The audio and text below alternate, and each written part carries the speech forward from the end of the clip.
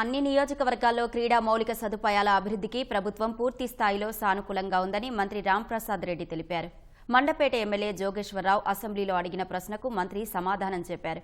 ఇప్పటికే ఖేలో ఇండియా పథకం ద్వారా మంజూరైన నిధులతో మౌలిక సదుపాయాల అభివృద్ధి చేస్తున్నట్లు చెప్పారు. కూటమి ప్రభుత్వం ఏర్పడిన తర్వాత రాష్ట్ర వ్యాప్తంగా యువతలో క్రీడల పట్ల ఆసక్తి గణనీయంగా పెరిగిందన్నారు. ప్రభుత్వ బడుల్లో విద్యార్థులు ఆడుకునేందుకు అవసరమైన స్థలం ఉందని, అక్కడ సౌకర్యాలు కల్పిస్తామని మంత్రి చెప్పారు.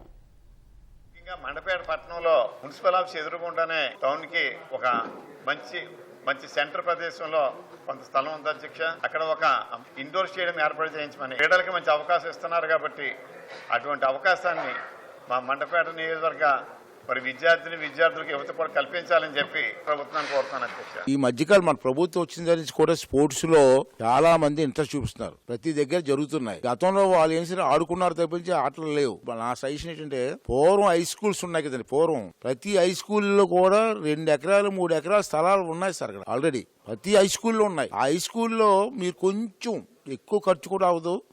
కబడ్డీ కోర్టును వాలీబాల్ కోర్టును చేస్తే పిల్లలు కొంచెం బాగుంటుంది. అది కూడా మంచి పెద్ద ఏరియా సార్. ఒకటి కూడా లేదు నాకు తెలిసి అక్కడ ఈస్ట్ గోదావరి అక్కడే చదువుకున్నాను నేను.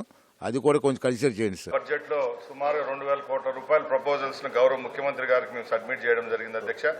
తప్పకుండా కేవలం మండపేట కాదు అన్ని నియోజకవర్గాల్లో స్పోర్ట్స్ కి సంబంధించి ఇన్ఫ్రాస్ట్రక్చర్ డెవలప్మెంట్ లో ఏవైతే ప్రతిపాదనలు ఇచ్చారో అన్ని సానుకూలంగా స్పందిస్తున్నాం అధ్యక్ష. అలాగే యూనియన్ గవర్నమెంట్ ద్వారా వచ్చే ఖేలో ఇండియా పథకానికి సంబంధించి కూడా గత నెలలో 75 కోట్ల రూపాయలు శాంక్షన్ చేయించడం జరిగింది అధ్యక్ష.